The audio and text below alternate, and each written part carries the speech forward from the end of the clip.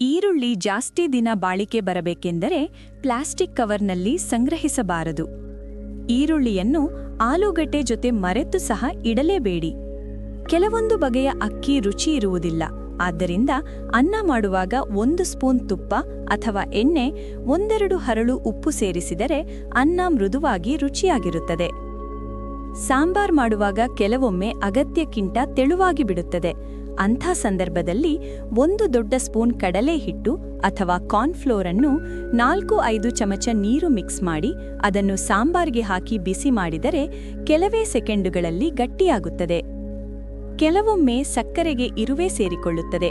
ಇದನ್ನು ತಪ್ಪಿಸಲು ಸಕ್ಕರೆಗೆ ಸ್ವಲ್ಪ ಲವಂಗವನ್ನು ಸೇರಿಸಿ ಇರುವೆಗಳು ಸಕ್ಕರೆ ಡಬ್ಬದ ಬಳಿ ಕೂಡ ಸುಳಿಯುವುದಿಲ್ಲ. ಬಿಳಿ ಬಟ್ಟೆಗಳ ಮೇಲಿನ ಹಠಮಾರಿ ಕಲೆಗಳನ್ನು ಹೋಗಲಾಡಿಸಲು 1 ಬೌಲಿಗೆ 3 ಸ್ಪೂನ್ ವಾಷಿಂಗ್ ಪೌಡರ್, 1 ಸ್ಪೂನ್ ಅಡುಗೆ ಸೋಡಾ, 1 ಚಿಕ್ಕ ಪ್ಯಾಕ್ ಶ್ಯಾಂಪೂ ಸೇರಿಸಿ ಮಿಕ್ಸ್ ಮಾಡಿ ನೀರು ಹಾಗೂ ಈ ಮಿಶ್ರಣದೊಂದಿಗೆ ಅರ್ಧ ಗಂಟೆ ಬಟ್ಟೆಗಳನ್ನು ನೆನೆಸಿ ವಾಶ್ ಮಾಡಿದರೆ ಕಲೆಗಳು ಮಾಯವಾಗುತ್ತದೆ.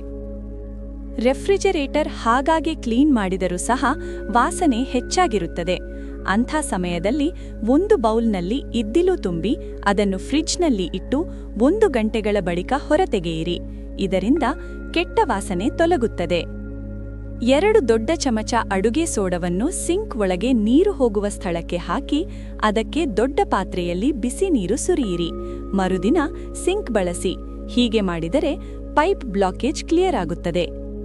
ಸ್ವಲ್ಪ ಮೆಣಸು, ಏಲಕ್ಕಿ ಜಜ್ಜಿ 1 ಕಪ್ ನೀರಿಗೆ ಸೇರಿಸಿ 2 ನಿಮಿಷ ಕುದಿಸಿ ಅಗತ್ಯಕ್ಕೆ ತಕ್ಕಷ್ಟು ಬೆಲ್ಲ, ಸ್ವಲ್ಪವೇ ಹಾಲು ಸೇರಿಸಿ ಈ ಟೀ ಕುಡಿದರೆ ಗಂಟಲು ನೋವು, ಕೆರೆತ, ಶೀತ ಬೇಗ ವಾಸಿಯಾಗುತ್ತದೆ. ಸ್ನೇಹಿತರೆ, ಈ ಮಾಹಿತಿ ನಿಮಗೆ ಇಷ್ಟವಾಗಿದ್ದಲ್ಲಿ ತಪ್ಪದೇ ಲೈಕ್ ಮಾಡಿ, ಶೇರ್ ಮಾಡಿ.